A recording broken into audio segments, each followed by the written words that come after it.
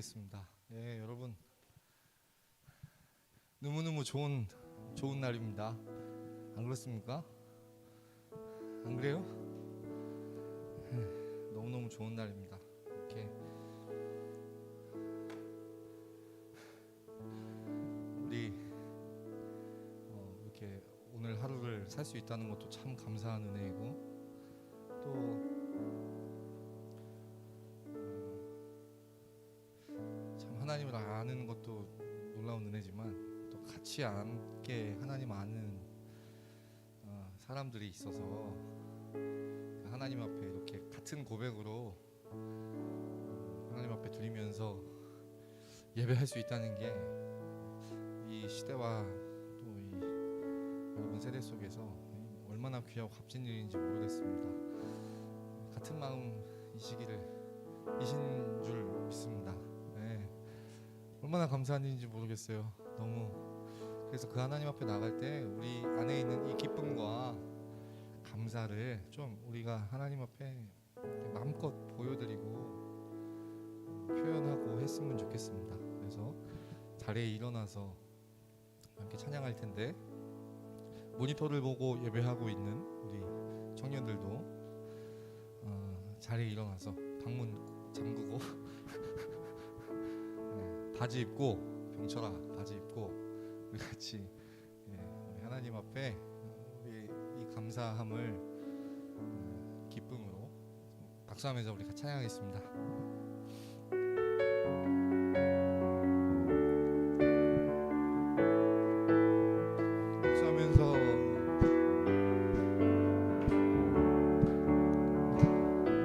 주님 같은 반석은 없도다.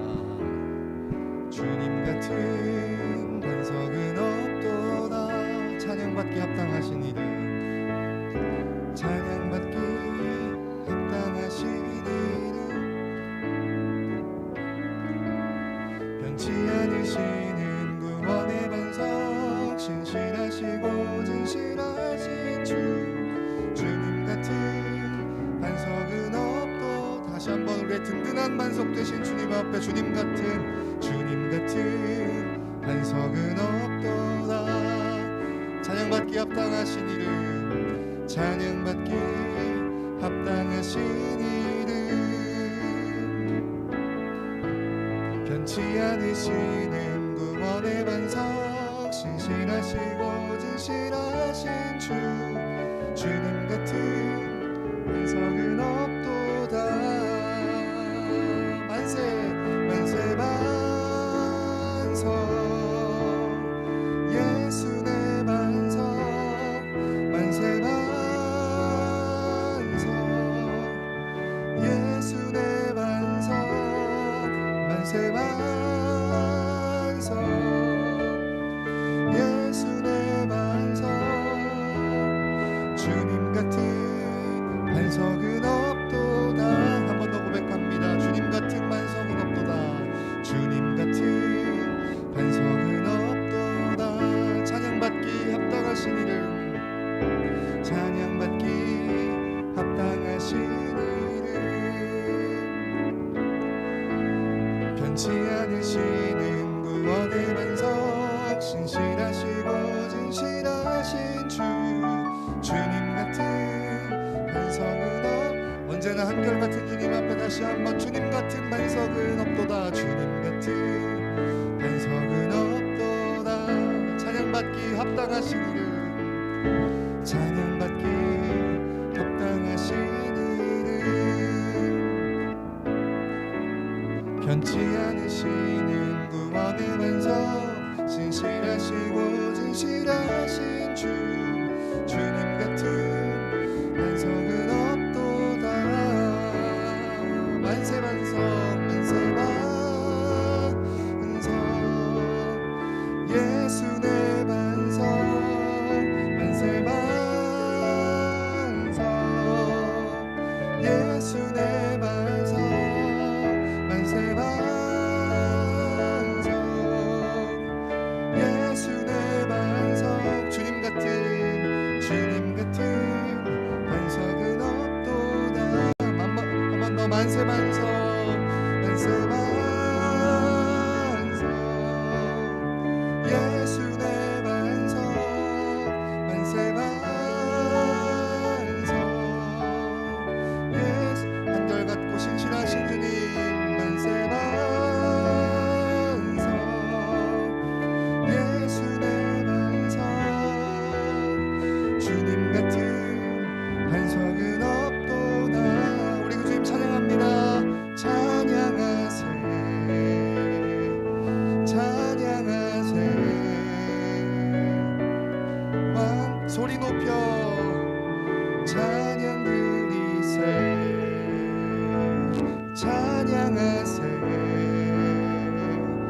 찬양하세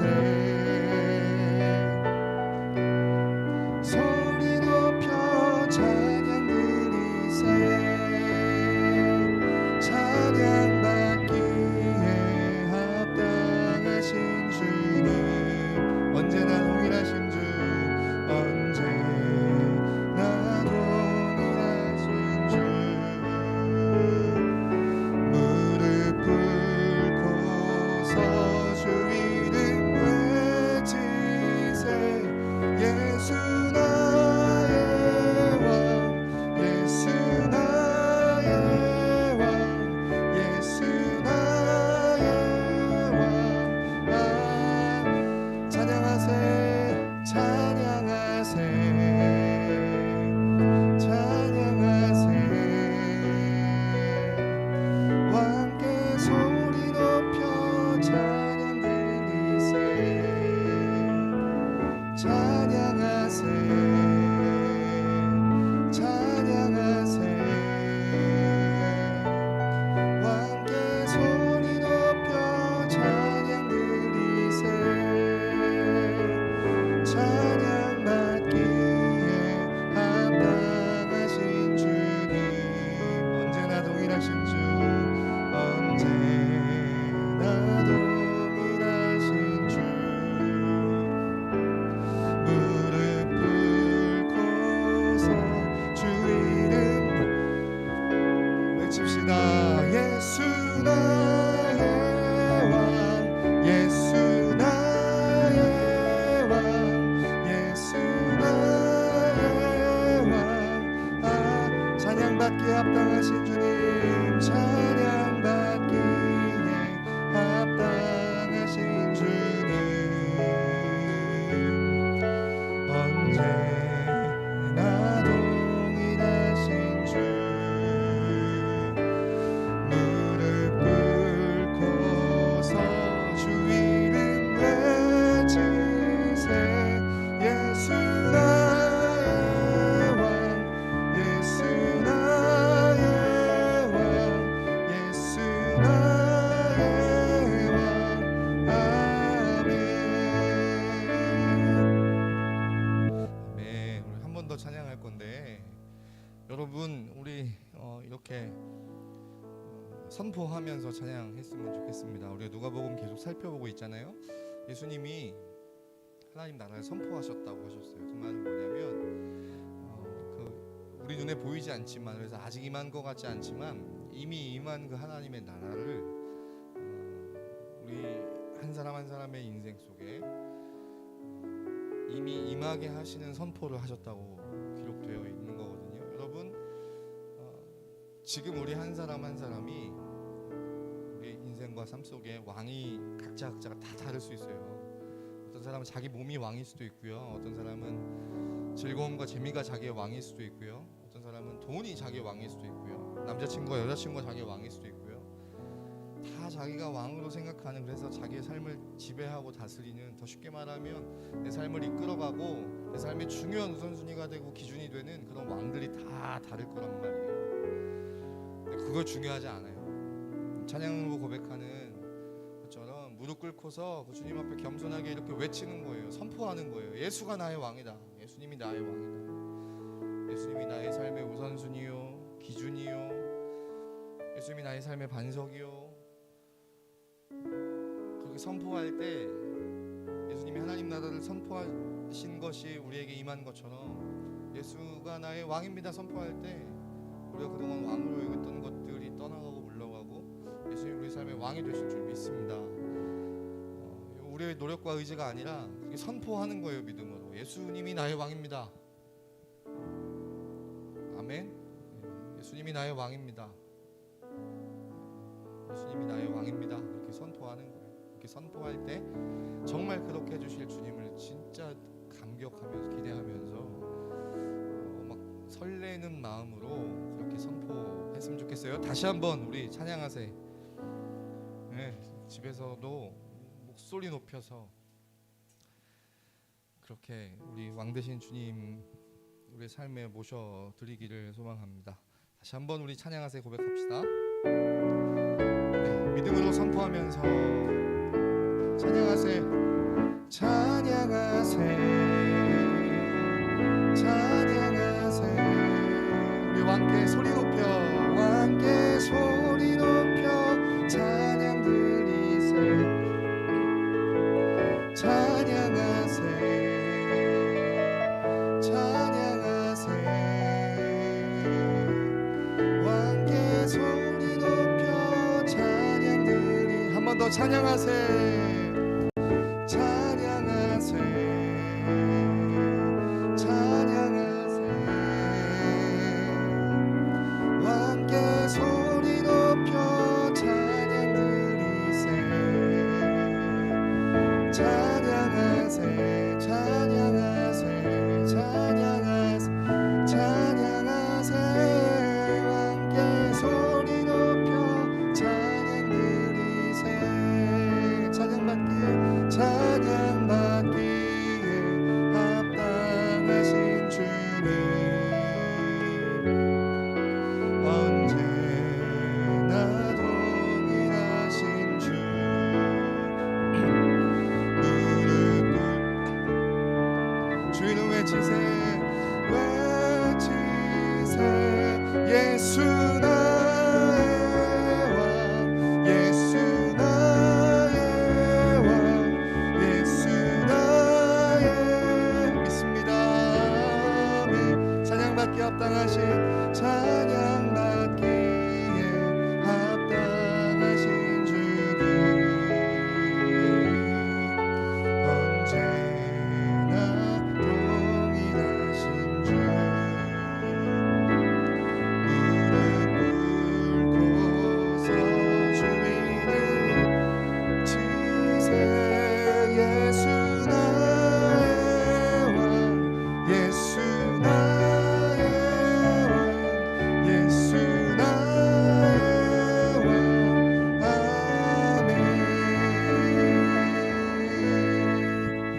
아멘. 우리 사랑하는 청년들 한 사람 한 사람의 삶의 주인이 삶의 왕이 예수님 되어주시기를 오늘 이 시간 선포한 대로 속히 이루시기를 간절히 소망합니다. 우리 청년들 청년 공동체도 이 예배도 주님의 왕 되셔서 우리 예배를 연락하시기를 간절히 소망합니다. 우리 한결같으신 주님, 신실하신 주님, 동일하신 주님 계속해서 찬양하겠습니다.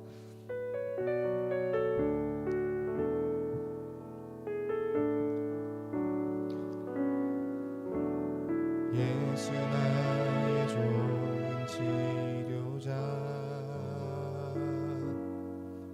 그의 눈이 머무는 곳은 나의 슬픔과 고통 고개를 들어 그의 눈을 볼 때에 난 알았네 예수 나의 좋은 치료자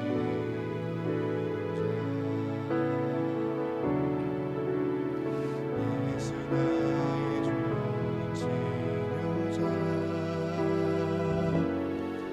그의 눈이 머무는 곳은 나의 상처와 아픔 영원히 흐를 것 같았던 눈물 담아줬네 예수 나의 치료자.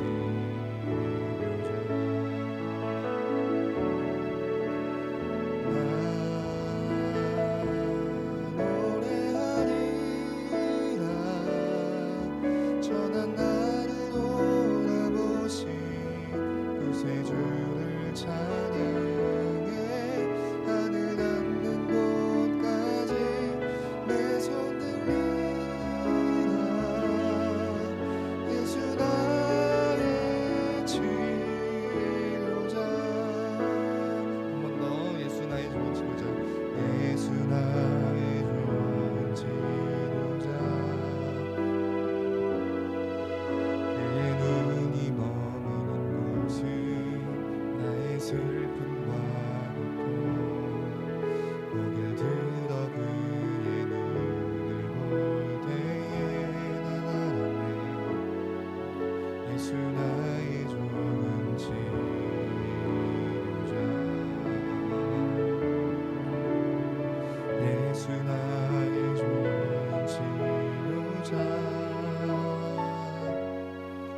그의 눈이 머무는 곳은 나의 상처와 아픔 영원히 흐를 것 같았던 눈물 다 멎었네. 예수 나의 치료자.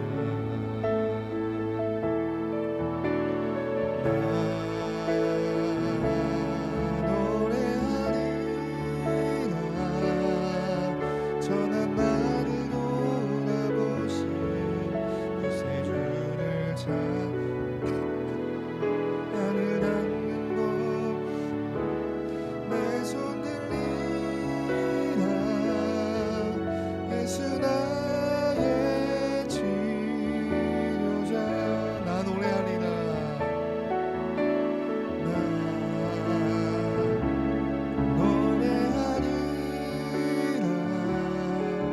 전한 나를 돌아보신 구세주를 찬양해. 하늘 닿는 곳까지 내 손 들리라. 예수 나의 치료자. 아멘. 우리의 좋은 치료자 되시는 주님을 계속해서 우리 오늘 누리면서 예배하는 시간 되기를 원합니다. 우리 이렇게 함께 고백하겠습니다. 아버지 은혜를 주옵소서. 아버지 은혜를 주옵소서. 특별한 은혜 주시기를 원합니다. 아버지 영광을 받으소서. 아버지 영광을 받으소서. 사랑하는 하나님께 함께 기도하실 때 예배가 하나님 앞에 정말 받기 합당하신 예배가 되도록, 주님의 은혜 없으면 살아갈 수 없는 우리에게 필요한 것으로 능히 넘치게 하시는 은혜로 나뿐만 아니라 우리 사랑하는 공동체 모니터로 예배하는 우리 한 사람 한 사람에게 동일하게 은혜를 부어달라고 우리 같은 마음 가지고 하나님 아버지께 함께 고백하겠습니다. 기도하시겠습니까? 살아계시고 역사하시는 하나님 아버지 감사합니다.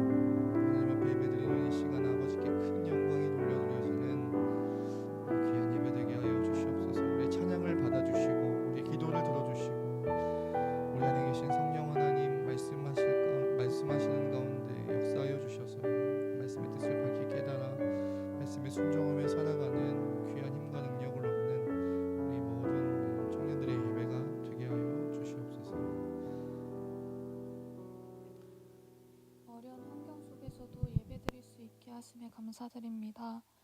예배가 익숙해져 기대 없이 주일을 맞이하는 저희를 회개합니다. 오늘 드릴 예배와 말씀을 기대하며 또 한 주간 들은 말씀으로 살아갈 저희를 기대하는 마음 갖게 해주세요. 하루하루 말씀 따라 살 때 변화되는 삶을 공유하는 청년부 되게 해주시고 주님과 진솔한 교제 나누는 이번 한 주가 되게 해주세요. 어떠한 상황에도 포기하지 않는 하나님처럼 저희도 끊임없이 주님을 찾게 해주세요. 전도사님들과 청년들 또 모든 가정의 건강을 지켜주셔서 다음 주에 모두 함께 나와 예배할 수 있도록 해주세요. 감사드리며 예수님의 이름으로 기도드립니다. 아멘. 아멘. 아멘.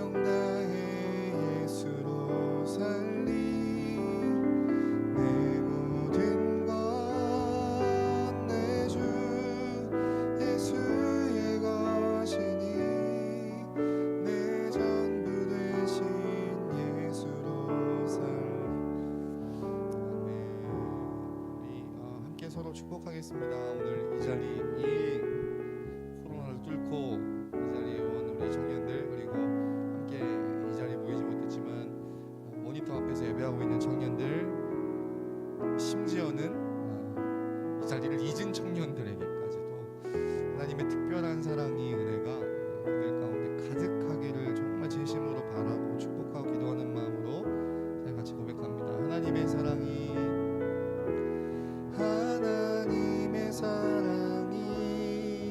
당신의 삶 가운데 가득하기를 축복합니다.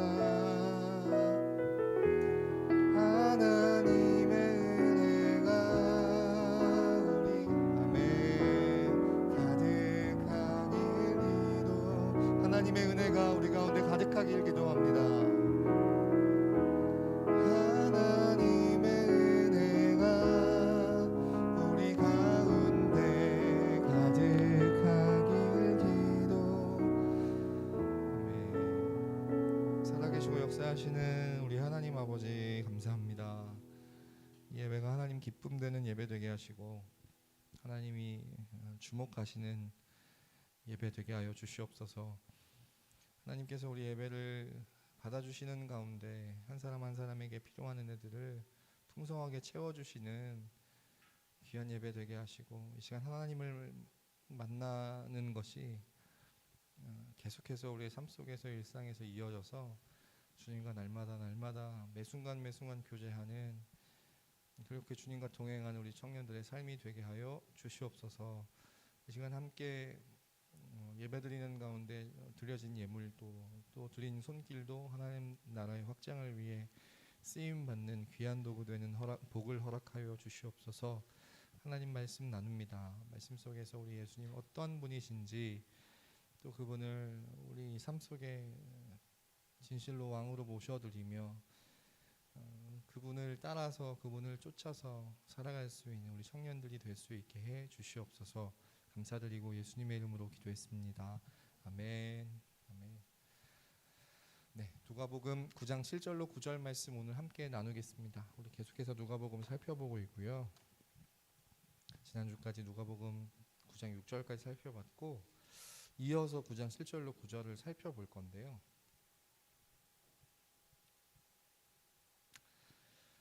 이렇게 하겠습니다. 지금까지도 그랬지만 앞으로도 이 말씀이 이 단락만 놓고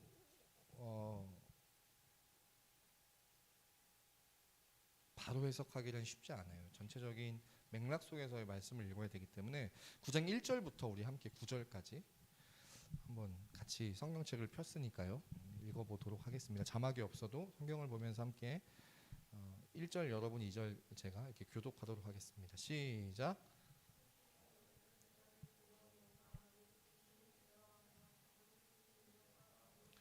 하나님의 나라를 전파하며 앓는 자를 고치게 하려고 내보내시며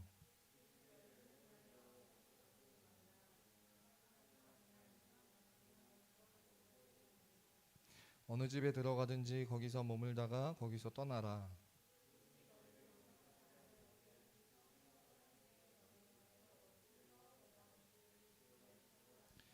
제자들이 나가 각 마을에 두루 다니며 곳곳에 복음을 전하며 병을 고치더라.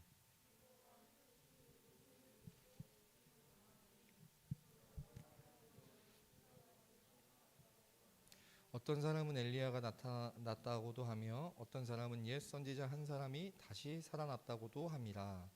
헤롯이 이르되 요한은 내가 목을 베었거늘 이제 이런 일이 들리니 이 사람이 누군가 하며 그를 보고자. 아멘. 오늘 이 말씀 가지고 특별히 이 헤롯이라고 하는 사람의 반응에 집중해서 이 말씀을 나누기를 원합니다. 우리 지난주에 살펴본 대로, 또 오늘 우리가 함께 앞서 읽은 본문 1절로 6절까지 살펴본 대로, 이제 예수님께서 제자들에게 능력과 권위를 주셔서 지금까지는 예수님이 제자들과 함께 동행하시며 예수님의 사역을 보여주셨지만, 이제 그 능력과 권위를 제자들에게 위임하시고 제자들이 각자 그 마을에 돌아다니면서 그 하나님 나라를 전파하기 위해 병든 자도 고치고 귀신 들린 자도 쫓아내는 그런 사역을 감당하게 됩니다. 이 일들을 통하여 우리가 지난주에 함께 살펴본 그 대로 설교의 제목대로 우리 또한 예수님이 우리에게 이 능력과 권위를 주셔서 그 이미 임한 그 하나님 나라 그리고 이제 임할 그 하나님 나라를 전파하고 선포하는 일에 우리도 동참하기를 원하신다는 말씀을 나눴습니다. 이제 그런 역사가 일어날 때 세상에 어떤 일이 일어나는가? 여러분 사도행전에도 그렇고요. 성령에 충만한 그 사도들과 또 바울과 또 수많은 전도자들이 이곳 저곳으로 그 복음을 전할 때 어떤 일이 일어난다고 성경에 기록되어 있냐면 소동이 일어난다고 기록이 되어 있어요. 조용하던 잠잠하던 평온하던 동네에 소동이 일어납니다. 난리가 나요. 왜냐하면 세상 통치자들의 세상의 법과 식대로 다스려지던 그 통치의 방식이 완전히 다른 방식으로 전복된 모습으로 역주행하는 모습으로 하나님 나라의 통치가 그것을 거슬러 가면서 일깨우기 때문입니다. 그래서 일례로 우리 지난주에 살펴봤죠. 어떤 귀신 들린 여종을 고쳐주자. 또 그들에게 있는 그에게 있는 귀신을 쫓아내주자. 그 종의 주인 되는 사람이 그 전도자를 고발합니다.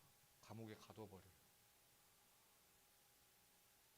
예수님께서 군대 귀신 들린 자에게 있는 그 엄청난 귀신을 돼지에게로 옮겨서 돼지가 몰사하자 돼지로 먹고 살던 마을 사람들이 예수님께 떠나가 달라고 부탁을 합니다.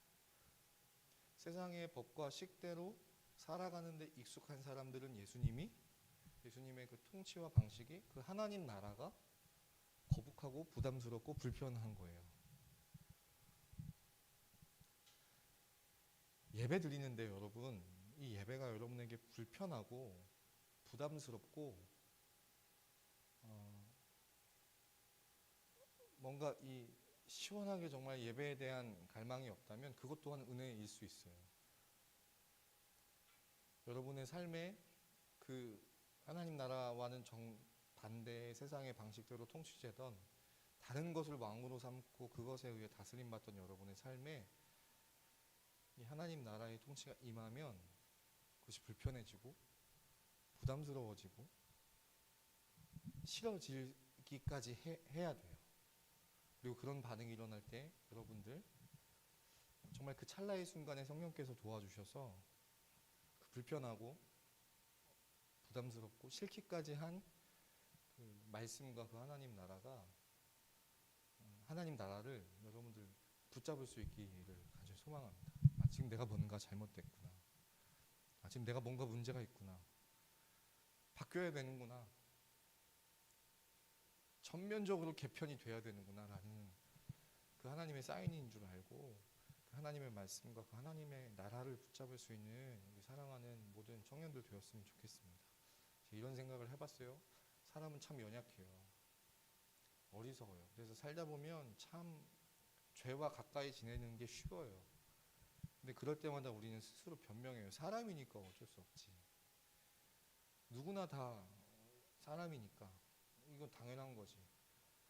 그렇게 스스로를 합리화시킬 것이 아니라 여러분 우리가 태초부터 지어질 때 우리는 어떻게 지어진 존재들이냐면 하나님의 형상대로 지어진 존재예요. 하나님의 형상대로 내가 지어졌는데 하나님의 모양으로 내가 지어졌는데 내가 연약한 사람의 모습으로 그렇게 죄와 허물과 가까이 하며 살아가는 것을 볼 때 안타까워하고 속상해해야 돼요. 그리고 그 하나님의 형상대로 그 존귀한 모습으로 조금씩 나를 회복시켜 가시도록 불편하고 부담스럽고 받아들이기 싫기까지 한 그 하나님의 말씀과 그 하나님의 나라를 붙잡을 수 있어야 돼요.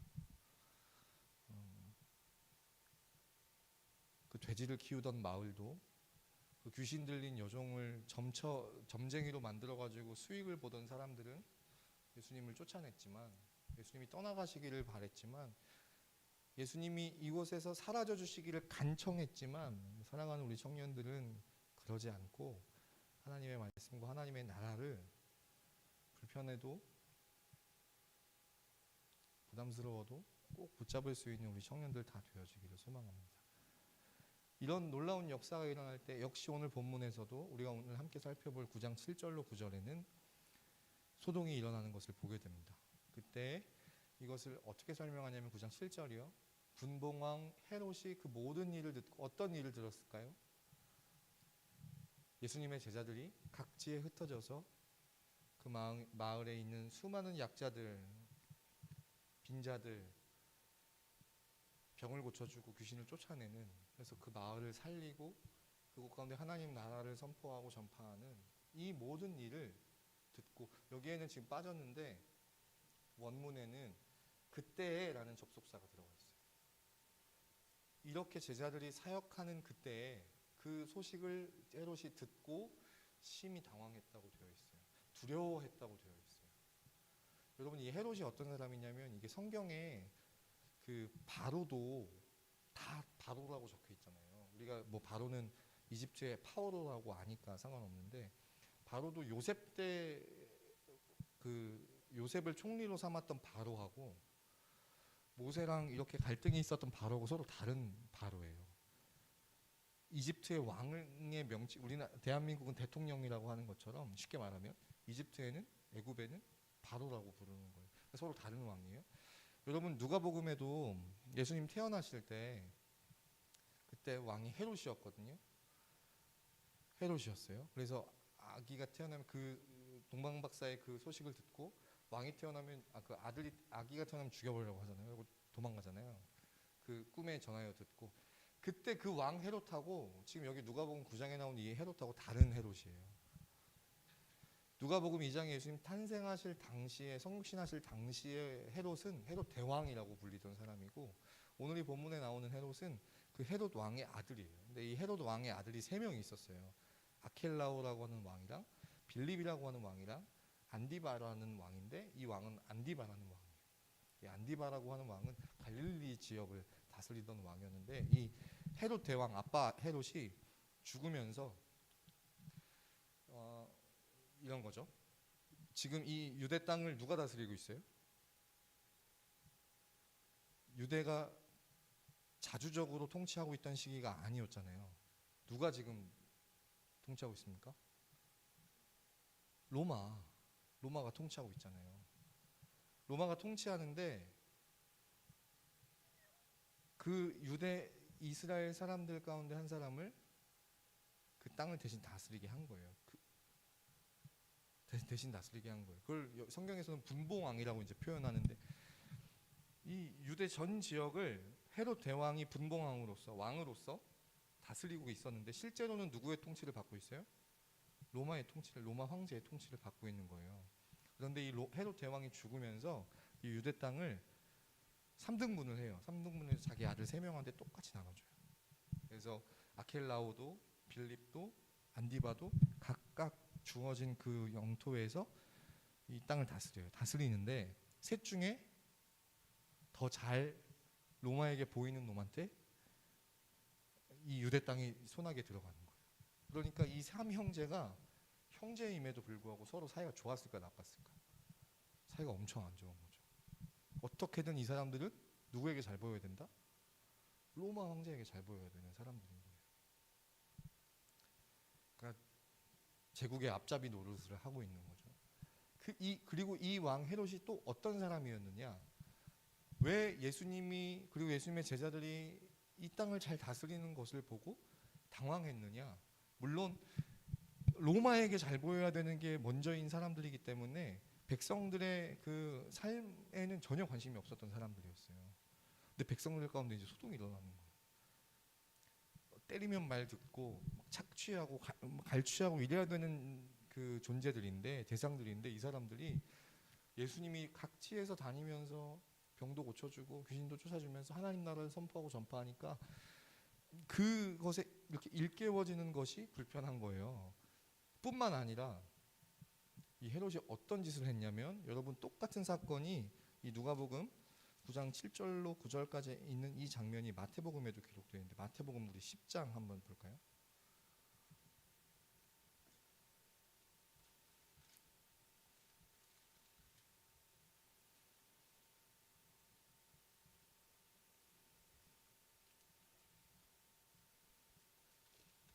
마태복음 10장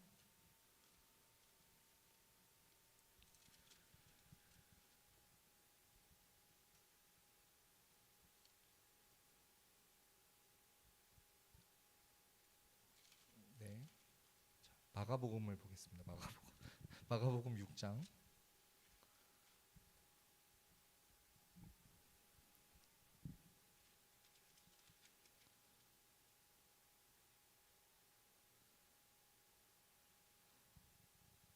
17절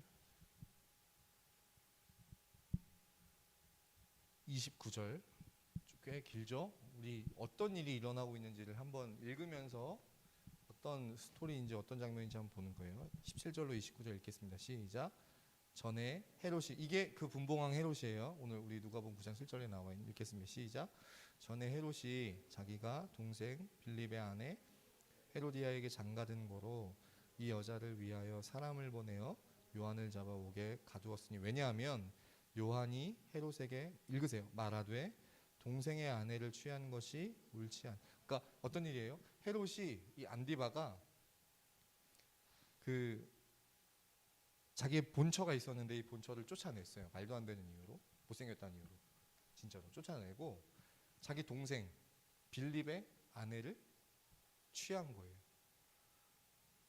그러자 세례 요한, 우리가 알고 있는 그 세례 요한이 그 일은 옳지 않습니다 라고 지적하고 비판하니까, 이제 그 헤롯이 이 세례 요한을 잡아서 옥에다가 구금을 시킨 거예요. 계속 읽겠습니다.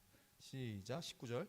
헤로디아가 요한을 원수로 여겨 죽이고자 하였으되 하지 못한 것은 헤롯이 요한을 의롭고 거룩한 사람으로 알고 두려워하여 보호하며 또 그의 말을 들을 때 크게 번민을 하면서도 달갑게 들음이로라.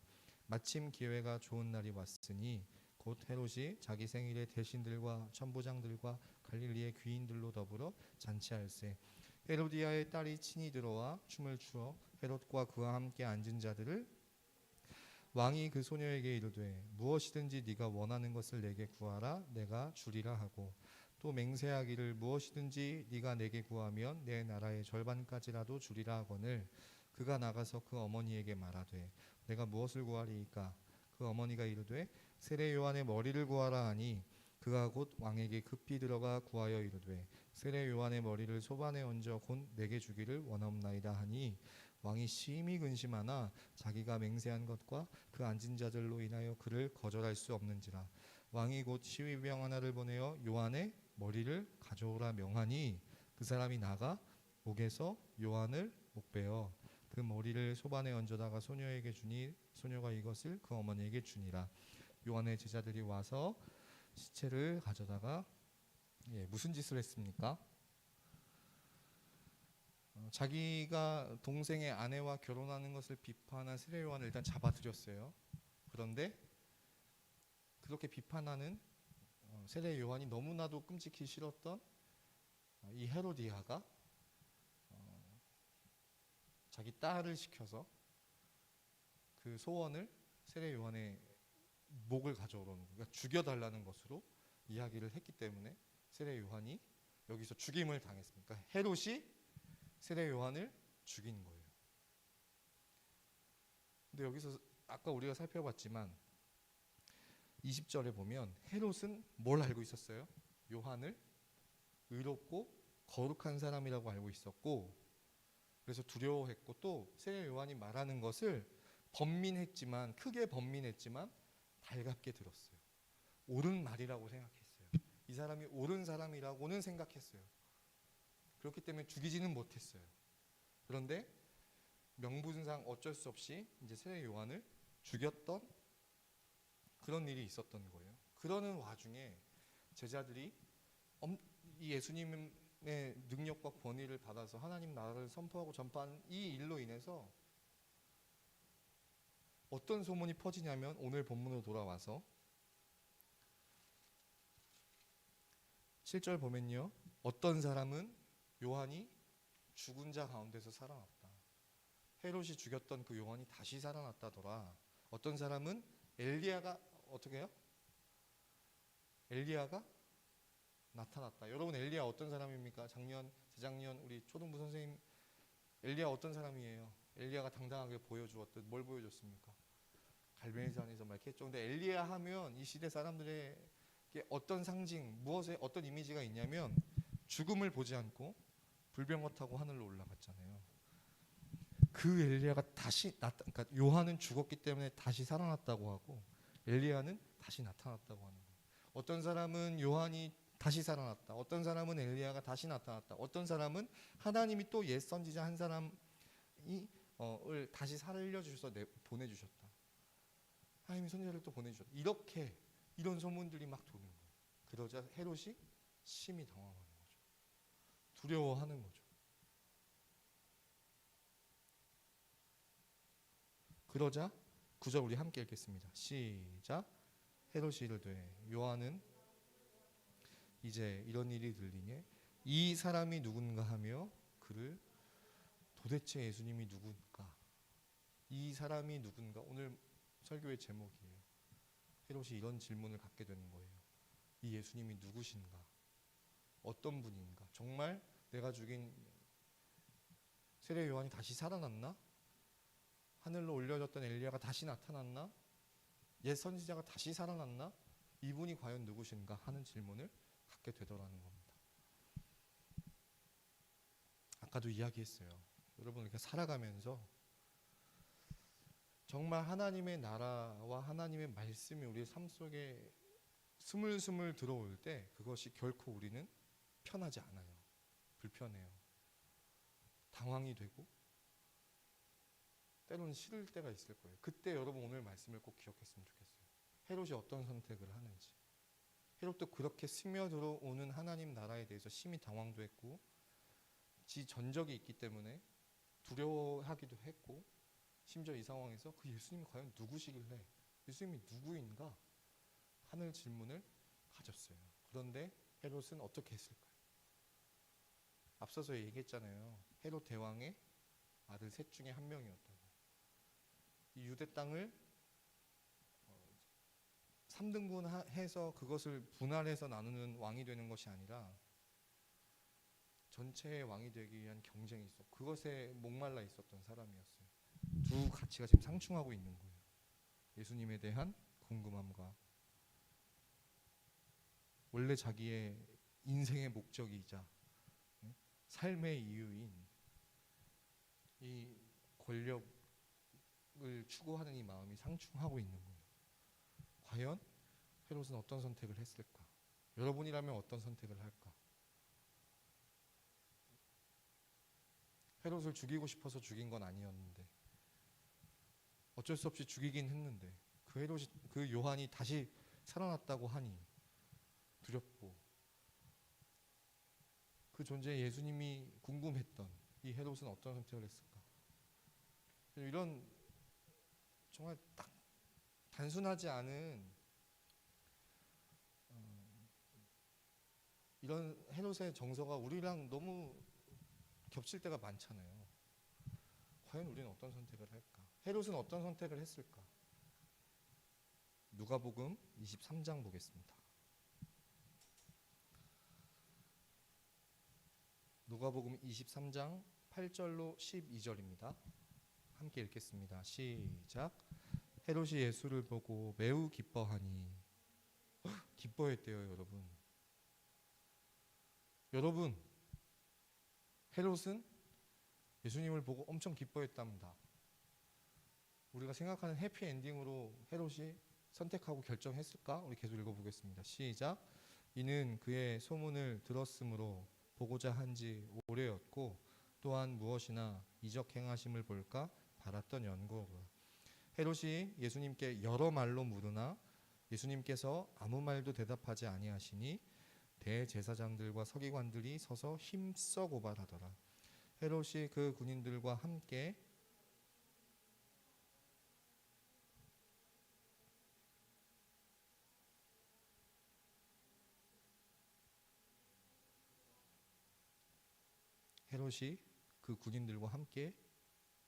예수님을 어떻게 했어요?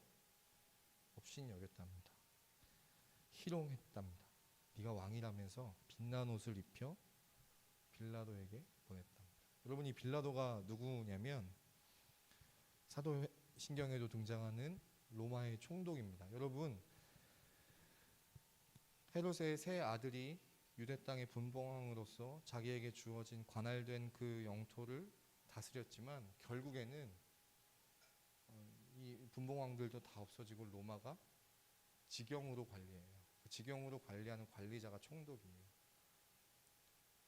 결국엔 그렇게 되지만 그렇게 되기 이전에는 헤롯과 빌라도의 관계가 어땠을까요? 헤롯은 자기가 이 3형제를 누르고 로마에게 더 잘 보여서 이 유대 땅 전체를 자기가 받아서 분봉왕으로서 좀 이렇게 영주로서 잘 다스리고 싶었을 거예요. 그 자리까지 올라가고 싶었을 거예요. 그런 사람에게 로마에서 지경으로 이 유대 땅을 관리할 수 있게 하는 그 총독이랑은 관계가 어땠을까요? 좋았을까 나빴을까요? 총독 빌라도가 탐탁치 않았겠죠. 내가 해야 되는데, 내가 해먹어야 되는데, 저 사람이 오면 내가 지금까지 우리 형제들하고 경쟁하고 갈등 다 헛방이 되는 거예요. 다 날아가는 거예요. 그래서 여러분 12절에 보면 헤롯과 빌라도가 전에는 원수였으나 놀랍게도 이날 서로 친구가 되었대요. 어떤 공통 분모가 있었기에 친구가 되었을까요? 빌라도도 그리고 그 앞서서 심지어 대제사장들과 서기관들도 예수님은 싫은 거예요. 예수님이 빨리 사라져야 되는 거예요. 자기들이 그냥 지금까지 살아가던 그런 방식으로 살면서 백성들을 다스리고 착취하고 갈취하고 그냥 그렇게 살아야 되는데 뜬금없이 예수님이라는 사람이 나타나서 그들의 삶의 방식과는 전혀 다른 하나님의 나라를 선포하고 전파하면서 자기들에게는 있지도 존재하지도 않는 그런 능력과 권위를 베풀면서 병든 사람을 고쳐주시고 귀신들을 쫓아내니까, 그리고 심지어 그가 자기들 눈에는 전혀 들어오지도 않는 하나님의 아들이라고 하는, 그렇게 그들이 기다려왔던 메시아라고 하니까 이건 빨리 없어져야 되는 거예요. 그 일에 대제사장들과 서기관들이 힘써 고발해서 지금 이 자리에 왔는데 그 헤롯과 빌라도가 함께 서로 친구가 될 정도로, 헤롯도 이제 무엇을 선택한 겁니까? 이 사람이 누군가 예수님에 대해서 듣기도 하고 앞에 보니까 예수님을 보고 기뻐하기도 하고 그가 어떤 이적이라도 행할까, 그것을 내가 관람할 수 있을까, 목격할 수 있을까 기대하기도 했지만 결국 그 마음은 어떤 마음으로 결론을 맺냐, 끝을 맺냐, 없애는 것으로 끝내는 겁니다. 예수님을 거부하는 것으로, 그 하나님의 나라를 거부하는 것으로 끝을 맺는 거예요. 말씀을 맺겠습니다. 똑같은 예수님이 또 그 예수님의 제자들이 예수님의 권위와 능력으로 하나님의 나라를 선포하고 전파하는 가운데 실제적인 능력과 기적들을 나타내 보이십니다. 하나님의 말씀을 선포하실 때 이들 가운데는 그 말씀이 부담스럽고 불편하고 싫은 존재들이 있었습니다. 그의 상징이 헤롯이에요. 지 꼴리는데 지 하고 싶은 대로 지 동생의 아내를 취했다고 그것을 비난하는, 그 세례요한을 잡기는 잡았으나 어정쩡한 태도로, 우유부단한 태도로 이것도 아니고 저것도 아니다가 세례요한을 죽임에 이르게 됐어요. 여전히 어정쩡한 이것도 아니고 저것도 아닌 상태로 있다가 결국엔 빌라도와 친구 먹을 정도로 예수님을 죽이는 일에 앞장섭니다. 살던 대로 해오던 대로 살기로 결정한 거예요. 여러분, 우리가 이렇게 살 때가 얼마나 많이 있습니까? 얼마나 많이 있습니까? 하나님 나라의 통치의 방식, 하나님이 우리의 왕이 되시는 삶을 거부할 때가 얼마나 많이 있냐고요. 궁금해할 때도 있죠. 호기심을 가질 때도 있을 거예요. 순종해 볼까 하는 마음이 들 때도 있을 거예요. 그런데 여러분, 우유부단하고 어정쩡한 이것도 아니고 저것도 아닌 태도로는 헤롯과 같이 이런 결정, 이런 끝맺음을 맺을 수 있다는 사실을 여러분 우리 마음의 경고로 삼기를 바랍니다. 여러분, 놀랍게도요, 헤롯이 누가복음 9장 9절에 이 사람이 누군가 궁금해했잖아요. 12 제자들이 예수님과 함께 있을 때 예수님이 어떤 분이신가를 보여주는 그 풍랑도 이기셨죠. 풍랑에서도 구원하셨죠. 귀신도 구원하셨죠. 병도 구원하셨죠. 심지어 죽음에서도 구원하셨잖아요. 그 엄청난 4가지의 기적을 보이시기 전에 제자들이 했던 그런 놀라운 기적을 시작하게 한 질문이 있어요. 대사가 있어요. 우리 함께 보겠습니다. 우리 전에 살펴봤던 말씀인데 누가복음 8장 25절입니다. 우리 이 말씀 읽고 기도할 건데요. 25절, 8장 25절 함께 읽겠습니다. 시작. 제자들에게 이르시되 너희 믿음이 어디 있느냐 하시니 큰 소리로 그들이 두려워하고 놀랍게 여겨 서로 말하되 그가 누구이기에 바람과 물을 명하매 순종하는가. 이분이 누구시냐는 거예요. 그래서 예수님이 제자들에게 보여주시는 거예요. 예수님이 어떤 분이신가. 풍랑도 이기시고 귀신도 쫓아내시고 병자도 고치시고 심지어 죽음에서도 죽은 자들 다시 살리시는 것까지 보여주시면서 이후에 여러분, 예수님 수많은 사람들이 예수님이 어떤 분이냐 이렇게 했을 때 너희는 나를 누구라 하느냐 묻는 예수님의 질문에 베드로가 뭐라고 고백합니까? 주는 그리스도시요 살아계신 하나님의 아들이십니다. 여러분, 이 예수님이 어떠한 분이신가를 바로 아는 이 제자들의 삶 속에 이제 이들을 통해 하나님 나라가 선포되는 거예요. 여러분, 똑같은 장면 사도행전에도 나타나요. 그리스도인들을 핍박하던 사람이 있었죠. 사울이라고. 다 죽여버리겠다 하는 마음으로 다메섹에 가다가 예수님을 만납니다. 사울이 물어봐요. 예수님 누구십니까? 당신 누구십니까? 그러니까 예수님이 뭐라고 하십니까? 네가 핍박하는 예수. 그리스도인들을 핍박하는, 나를 믿는, 나를 사랑하는 그 그리스도인들 핍박하는, 네가 핍박하는 예수라. 그러자 여러분, 미안해요. 마지막으로 한 번 더 말씀 보겠습니다. 사도행전 9장이요.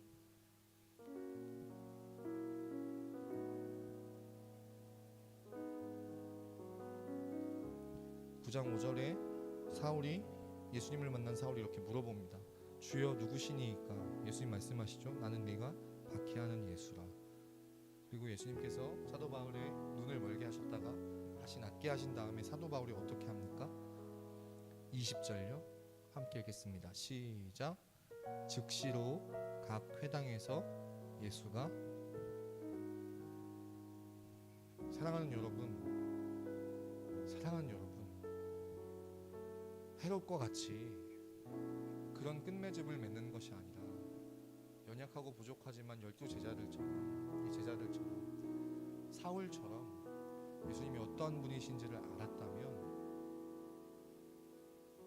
불편하고 부담스럽고 싫기까지 해도 거부하지 않고 겸손하게 그분을 따라가고 쫓아갈 수 있는 우리 사랑하는 청년들 다 되기를 바랍니다. 특별히 사울처럼 즉시로 그 예수님을 전파하며 살아가는 제자들처럼 하나님 나라를 선포하고 전파하며 살아가는 정말 선교사처럼 각자의 자리에서 살아갈 수 있는 살아가는 모든 청년들 다 되기를 소망합니다. 이번 한 주간도 우리 평생의 삶도 정말 그렇게 살아가는 우리 청년들 되기를 소망합니다. 우리 그 마음 가지고 우리 찬양 같이 고백하고 기도하도록 하겠습니다.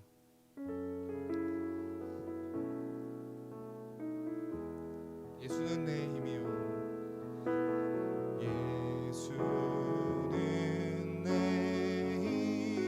힘이요, 나의 기쁨, 내 참 소망,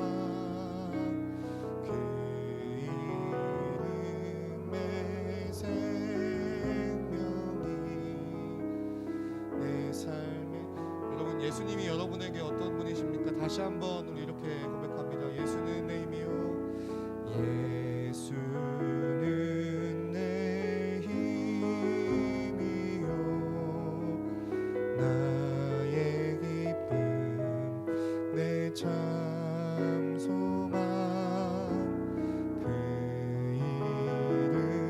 이름의 생명이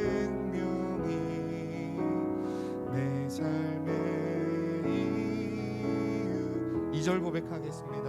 내가 사나 죽으나 내가 사나 죽으나 그 이름을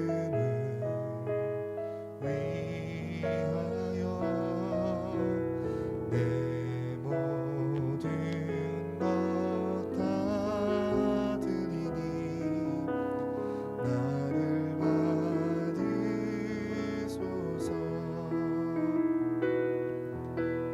오직 주만 따라갑니다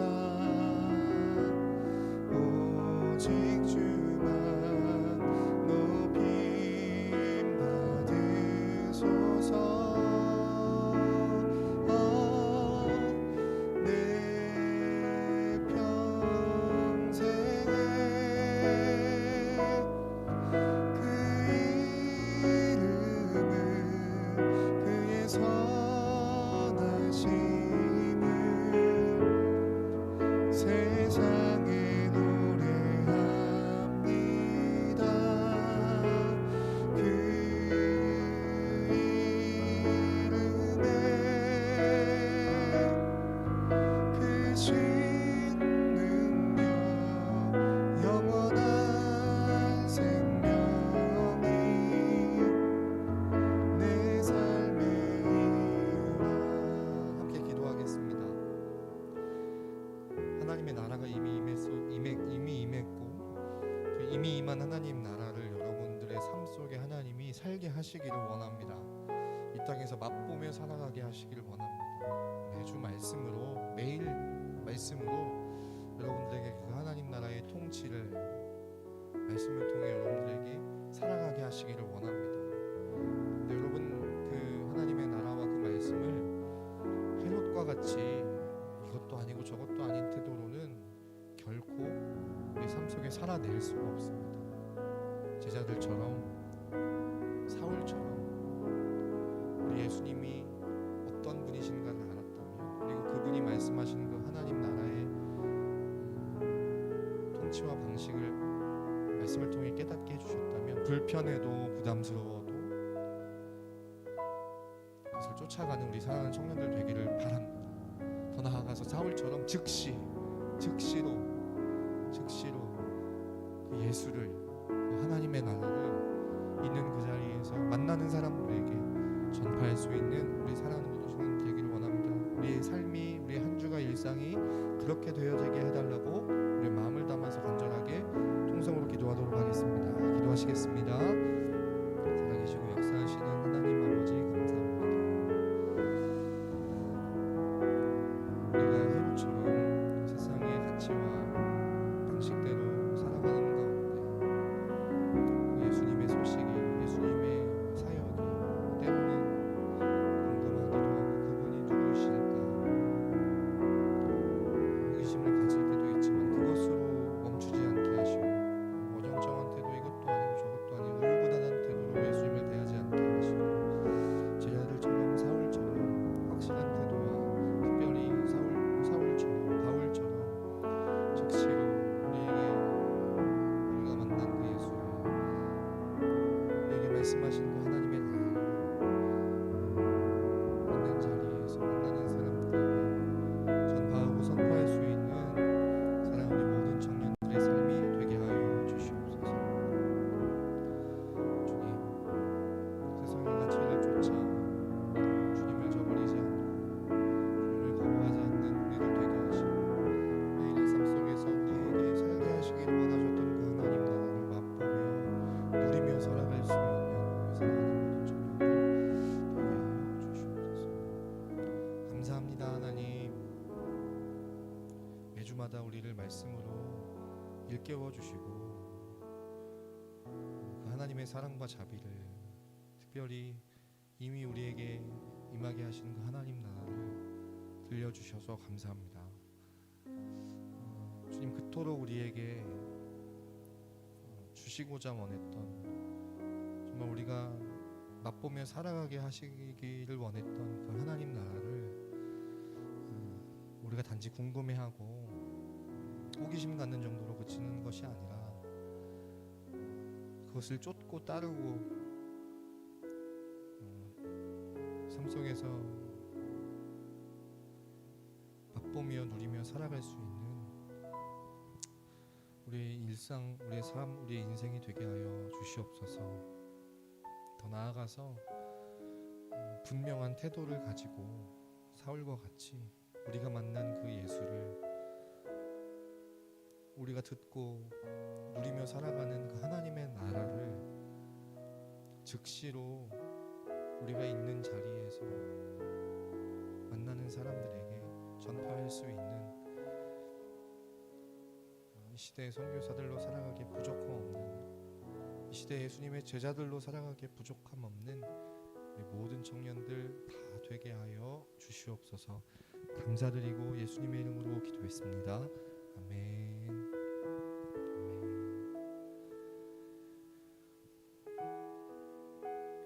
네, 사도행전 9장 20절 우리 한 번만 더 읽고 주기도문 하겠습니다. 여러분, 우리 청년들 모두의 삶이 이렇게 되기를 소망합니다. 사도행전 9장 20절 큰 목소리로 시작. 즉시로 각 회당에서 예수가 하나님의 아들이심을 전파한. 아멘. 이 사도행전 9장 20절의 주인공들이, 주체들이 청년들 한 사람 한 사람 다 되기를 소망합니다. 그렇게 해주실 줄 믿고 주기도문으로 예배 마치겠습니다. 하늘에 계신 우리 아버지여, 이름이 거룩히 여김을 받으시오며 나라가 임하옵시며 뜻이 하늘에서 땅에서도 이루어지이다. 오늘 우리에게 일용할 양식을 주시옵고 우리가 우리에게 죄 지은 자 사하여 준 것 같이 우리 죄를 사하여 주시옵고 다만 악에서 구하옵소서. 대개 나라와 권세와 영광이